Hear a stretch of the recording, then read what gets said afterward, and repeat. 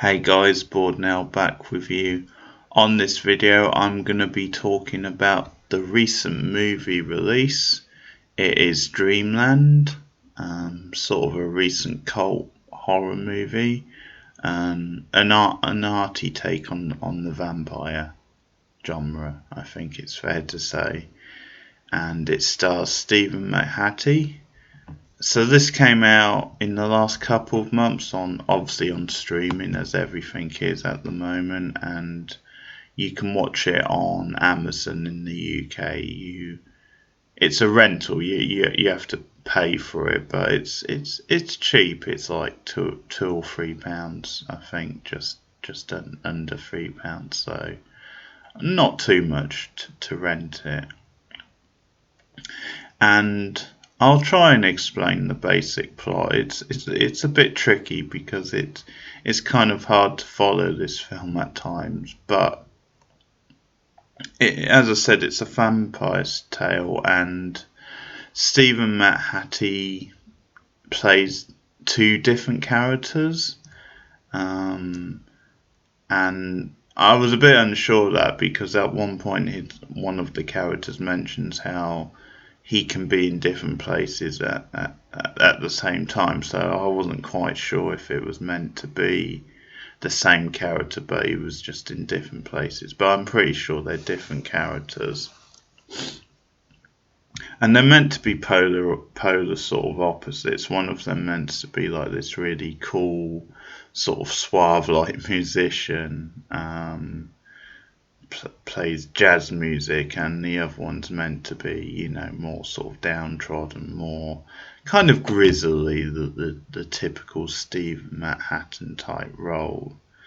And that character, he works for this sleazy like club owner, and he's played by Henry Rollins, who people know as like a rock and roll star who has appeared in quite a lot of films over the years. He was in David Lynch's Lost Highway, for example.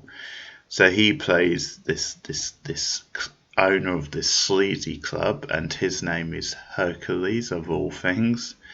And he basically has connections to like sort of like a royal type family, but the whole thing is that they're secretly vampires. So you have the Count and the Countess. The Countess played by Juliette Lewis, who's the other sort of big name in this film. I mean, the biggest name really, because obviously Stephen Mahaty, you sort of think of him as like this sort of niche sort of character actor. But Juliette Lewis is here playing the Countess, so they're like this sort of vampire, like royal family almost. And Hercules has connections to them, and through this club, he like gets like young girls into this club, and he hires the Mahaty character who's called Maestro, that's the other character, to get potential, offerings for vampires, for this royal family of vampires. And early on in the film, the Mahaty character Maestro decides he's not going to do this anymore. He feels really uneasy about it, and he himself has a personal mission to try and rescue this young girl, and it's revealed then the young girl he's trying to rescue is to be wed basically to the Count that evening. So that's the whole thing, and that's probably the best I can do to sum up the plot. And there's this other side sort of thing where at one point the Henry Rollins character tells Maestro then he has to start like cutting off or getting like fingers off the victim, so to speak. I mean, I'm not sure why he's getting fingers and then taking them to Hercules, or what the purpose is. But there's quite an amusing scene of him sort of doing it and kind of tricking this homeless guy into letting him like take one of his fingers. I think he just persuades him, and then it's a special like trick. It will give him like powers, sort of thing. So that's quite funny watching him like trick the homeless guy, and he uses like the knuckle dusters to take them off. So I'd sort of been looking forward to this film because some of the stuff I'd heard about it made it sound like this sort of like really bizarre sort of cult type film, which potentially could be a gem. It could have the sort of feel of like this really, really stylistic, really unusual, like almost the sort of film you just stick on at midnight and you're there and you're kind of absorbed, and it becomes like this sort of cult type favourite. Sadly, it doesn't live up to the hype at all. I mean, hype's the wrong word, but it doesn't live up to that expectation. I was really bored to tears with this. Luckily, it's only an hour and a half, but yeah, it was absolutely tedious for me. I really didn't get into it, bar one or two scenes. Obviously, it has some moments. I mean, sadly, the way I've described the plot does make it sound like this quite quirky, off-kilter type film, but it's never as much fun as the premise I've just laid out sounds, and all the silly like names like Hercules and Maestro and stuff. First problem, it doesn't have any style to it. It doesn't have any like proper atmosphere or tension. Because at the beginning I was getting a sense that it might do, because you kind of get like this off-kilter sort of jazz type score where it's all very trippy and quite sort of hyper, and it's sort of revving up, and you think, okay, so this is going to be quite an unusual, uneasy experience, but then it just peters out. It doesn't really build on like the atmosphere of those early scenes. And stylistic wise, it just has no real style. It's very sort of bland, very like bleached out. Just, yeah, nothing sort of get to the look. It's really one of these films where like early on, like Maestro, the Matt Hattie character, like drops a bottle of wine on the floor and it smashes, and it goes on the floor, and the camera like sort of zooms in on it like it's meant to be like this profound sort of moment. I guess because maybe the sort of blood, the redness of the wine connected to blood, but it's no. I mean, it's really, really bland and dull to look at, sort of really ugly and murky colours, but not in a way that makes it like really horrific or tense. As I said, there's pretty much no atmosphere, and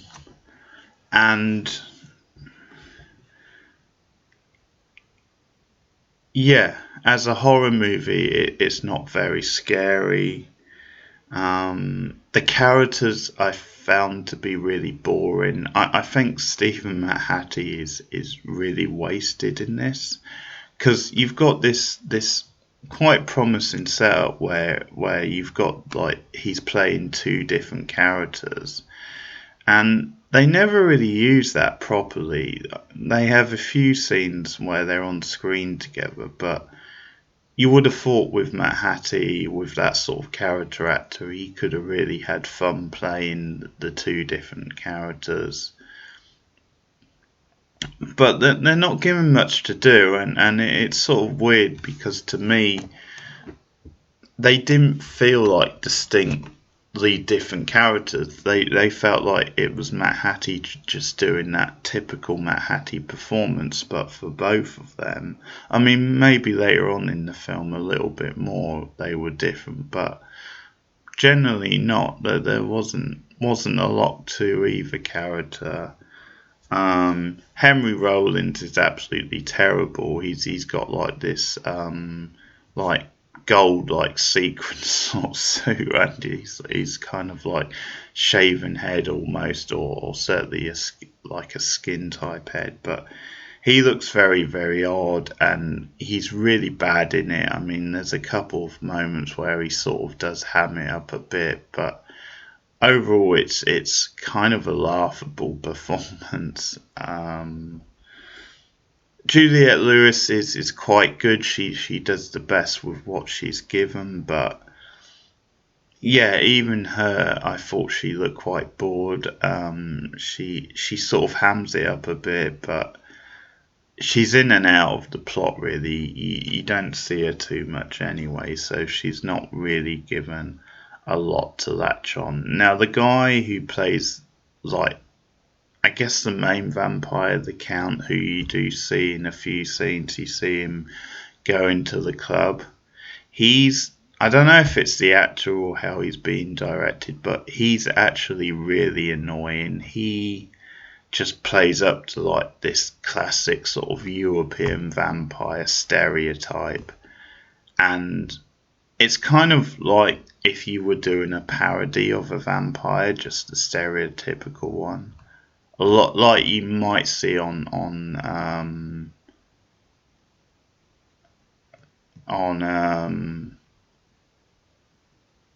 oh, I've forgotten the name now, but the one that's on at the moment, What We See in the Shadows, like you might see on that, but obviously the difference there, it's a comedy, so they would play it for laughs. But yeah, it's just this, and just his kind of like pantomime-esque like mannerisms, just wasn't working for me. I think there's an issue with the film where it doesn't know what it wants to be, because there are times where I think it's obviously meant to be quite sleazy and underhanded, and the characters are meant to be really nasty, because when you get to like the big climax at like this wedding ceremony, then you've got all these series of like underhanded characters. You've got like a Nazi there, you've got various like sleazy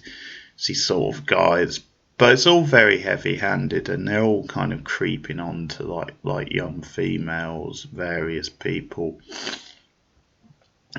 But you sort of think, okay, if you're going to make this a sleazy film, if you're going to make it that sort of film, then just go for it. Just really do it. Make it really uneasy and atmospheric, and just do something with it. But it never really does, and because a lot of the film is just whatever, it's just like wacky, off-kilter type stuff, then to try and have that stuff on the other hand just doesn't gel with the rest of the film. It's like the characters are never as sleazy or scary as they're trying to be, and like the overall mood isn't that. It's, you just never feel like this is like a really gross sort of like dark, disturbing like setting. But at the same time, if they wanted to do just like a trashy, entertaining B movie, it just fails on that, because apart from the amusing scenes, and apart from the fact that it is quite an odd film plot wise, and quite sort of moody. Well, not moody, that's part of the problem, but quite sort of just off kilter and strange. It doesn't go far enough in that. Like, the characters never ham it up in a way then it's that entertaining. It's never quite that sort of bonkers that you can really say, oh man, this is just crazy, this is like a guilty pleasure. But at the same time, it it just, because if it was going to be like this oddity, this cult oddity, you sort of needed it to just really draw you in more. Have you? Because I think that's what real kind of odd cult films do. I think they immerse you in the world of them, and it makes you want to, even though you're not quite sure what's going on or that kind of thing. I think it makes you want to be drawn into the world and spend time with these characters. As I said, the characters are really kind of boring, and the dialogue's really sort of bad. You know, there's some sort of speech at one point about like, we start off as a bunch of people, but we end up as one sort of thing, like the Mahati character says.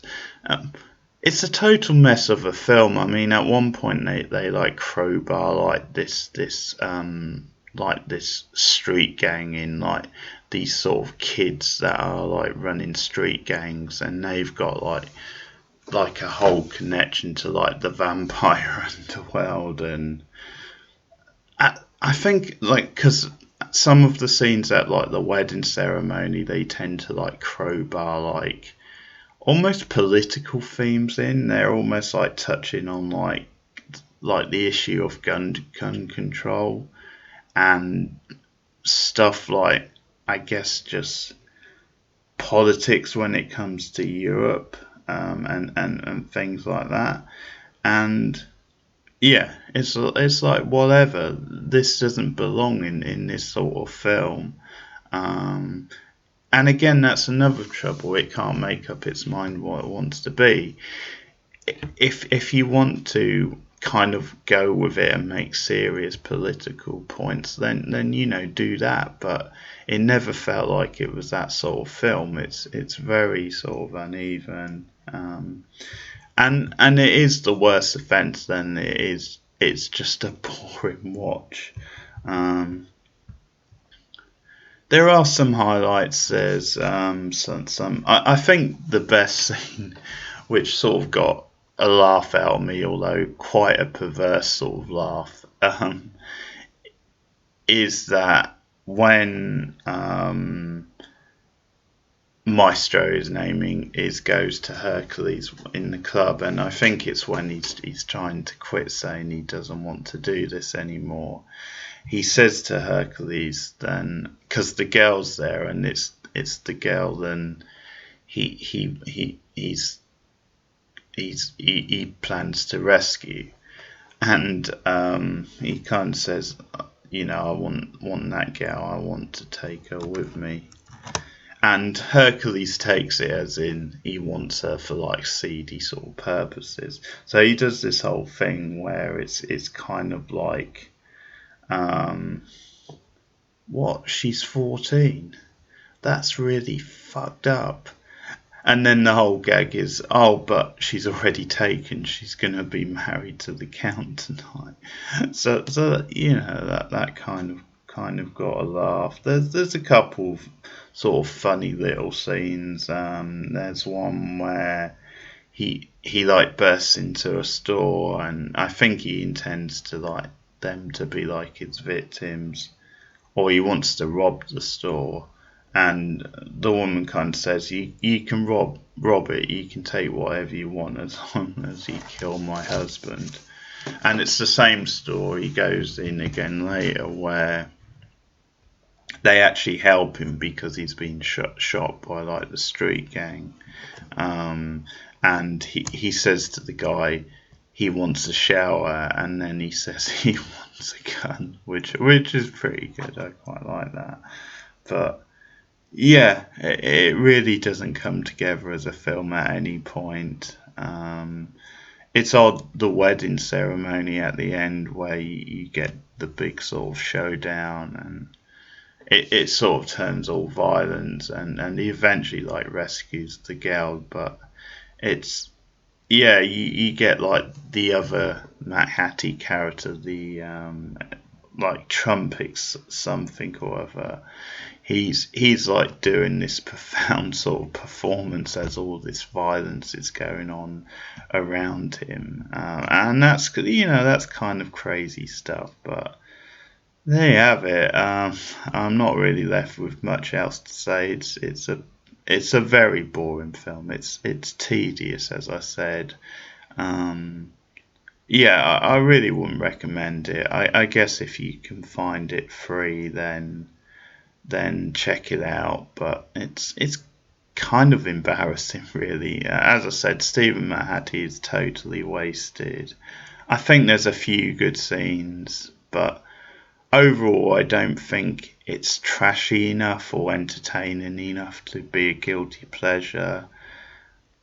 It's not scary enough. It doesn't have the atmosphere of like a good horror movie, and it's not really doing anything that's sort of interesting. I think there are a few moments, and it is kind of off kilter, but it feels like it's trying too hard in that sense. It just feels like it's throwing these things out there to kind of show you, yeah, we're so off kilter, so weird, and yeah, whatever. But no, put rubbish, folks. In my opinion, rubbish.